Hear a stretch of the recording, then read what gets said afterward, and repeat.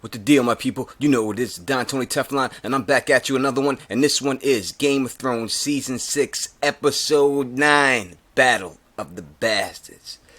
And oh my, oh my, oh my, this episode. You know, they said we were going to get a great episode. They said that we were going to get a great battle scene. And let's talk about this. But first, let's start with Meereen and Tyrion. And I thought they were going to do two scenes. So this was the scene they started. And obviously, Dany came back pissed off and everything else. But Tyrion tried to talk it still into this diplomacy situation. Even with the city on fire. Even with all this situation. But I do like the fact that he brought up her father, tried to use that against her, and then she was like, you know what, son, we gonna take your advice for now.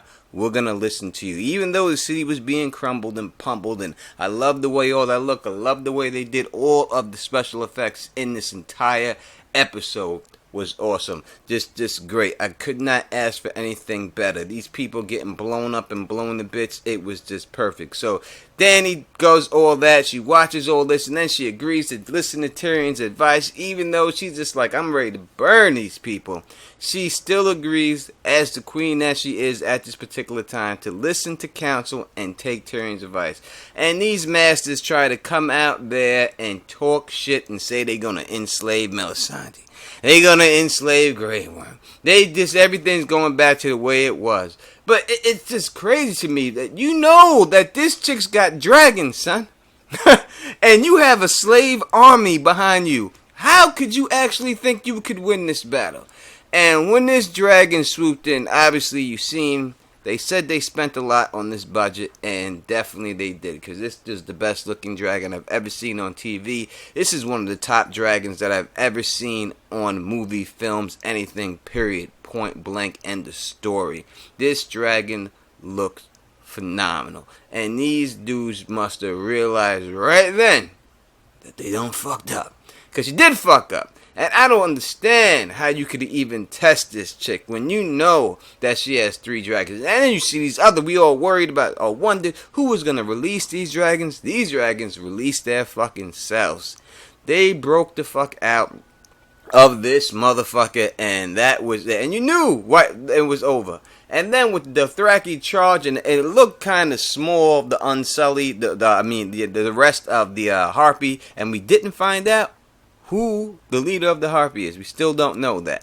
But listen, when these dragons started lighting shit on fire, and they didn't need no help from no Greyjoys, and the Greyjoys bent the knee at the end, Dany was not playing around whatsoever. You know, and it's hard for me to see how she could be defeated with such firepower and stuff. Really hard for me to see how she could be defeated, because it's just this crazy. And she needs 2 more riders. Definitely Sing Sang Jakars. They definitely need 2 more dragon riders. And I definitely think we're going to get 2 more dragon riders. Without a doubt. But I got to just praise them.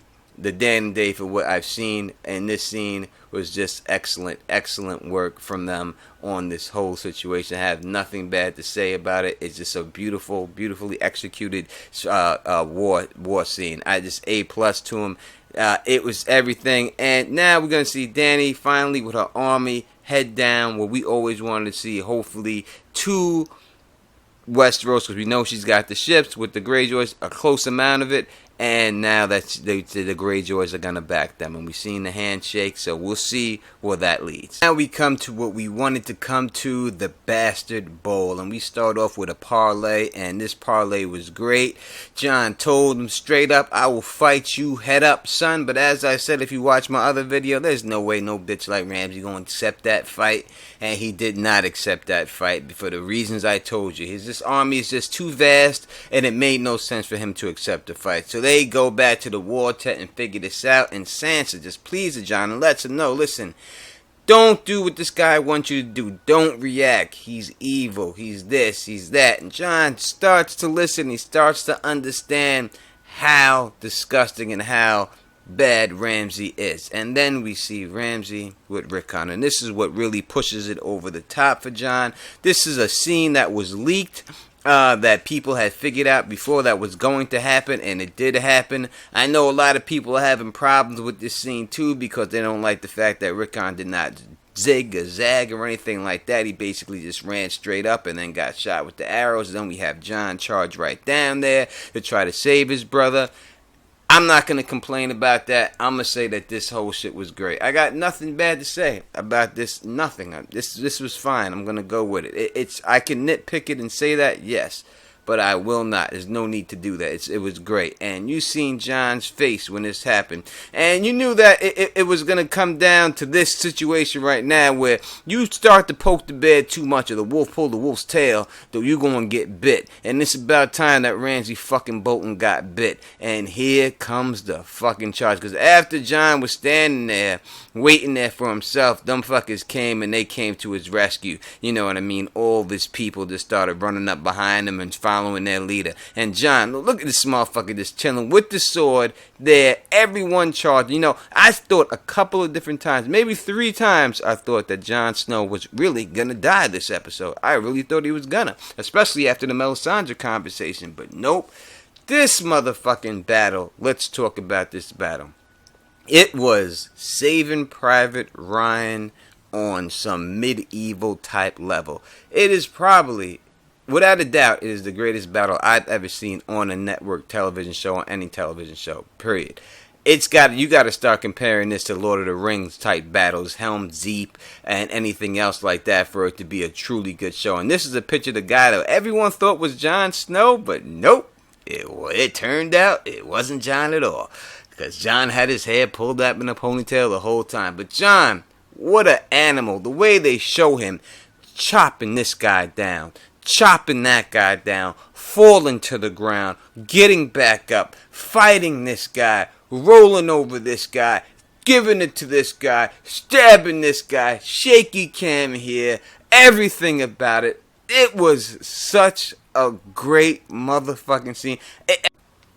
I mean, the military command that they used, that they obviously they must have went back and researched for these formations that they went in there. The double envelopment I think they were using is that that this is a great scene. You know, everything about it. The way that Jon, as I said, almost died to survive the fuselage of arrows. They show him just going around hacking people up. It just made you really feel that you were in the battle yourself. It really put you in there, put you in this experience. And me personally, like, as a way that no TV show has ever done it before. As I said, this battle has to be compared with Lord of the Rings and type battles like that. There's no other way that a TV show could even compete with this. And the Shield War was definitely a big problem. I knew the Shield War was going to be a problem when they had it set up like that.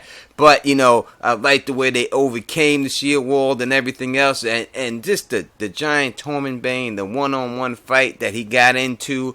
Just a great, brutal fight. Glad he survived. I really did not have big hopes for him. I really thought he was going to get it. They had these dudes hemmed up, but the Vale came to the rescue, you know what I mean? And when the Vale came to the rescue, I know a lot of people thought that I was going to be corny when they came and stuff like that, but no doubt. I liked it. I liked it. Yes, I knew it was coming. Yes, we could see it coming a mile away, but even though you can see it coming a while away, it still played out really good. And then we get to see Jon Snow ready to kick the shit out of Ramsey. And Ramsey, what a bitch. You know, these dudes I saw with bows, you know they all bitches. They all turn coats and run. And that's exactly what happens. He's just he's like a troll. And these trolls, when you shine the lights on them, they just run away. That's all they do. And he just ran away. And Jon in 1-1 was not having it. They tracked his ass down. And even though we tried to put his bitch ass in Winterfell and bar the gates, 1-1 dropped them gates. And then they let this dude get the kill on 1-1. I don't know why they did it. I mean, I understand they wanted to get Jon a little bit more mad, but he was mad enough. You know, I don't think Ramsey should have got the kill on 1-1. He didn't deserve it.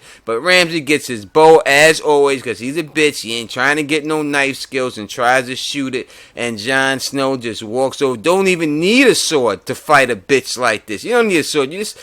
Guys like this, you just gotta beat with your bare fucking hands. And it's just more satisfaction you get for beating bitches like this with your bare hands. And he just whipped Ramsey's ass. And I wish he would have whipped his ass a little bit more. It was kind of like when when just a terrible beating that happened in the wire. I can't remember the dude's name who got it, but it reminded me of that.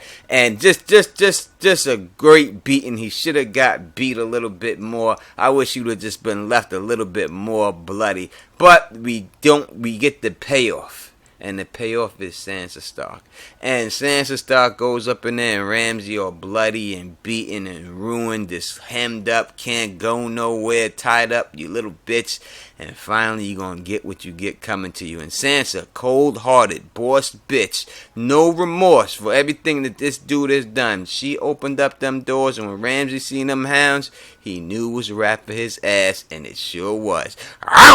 You get what you deserve, motherfucker. And that's the way I see it. So, as I said, this episode has got to get a 10 for me. I got to give it the perfect 10. There's no way around it. I know people can nitpick it, but I cannot. So, if you like the way I do this, please thumbs up this. Please spread this across the realm. And please subscribe. And until next time, you know who it is. Peace! And stay sexy.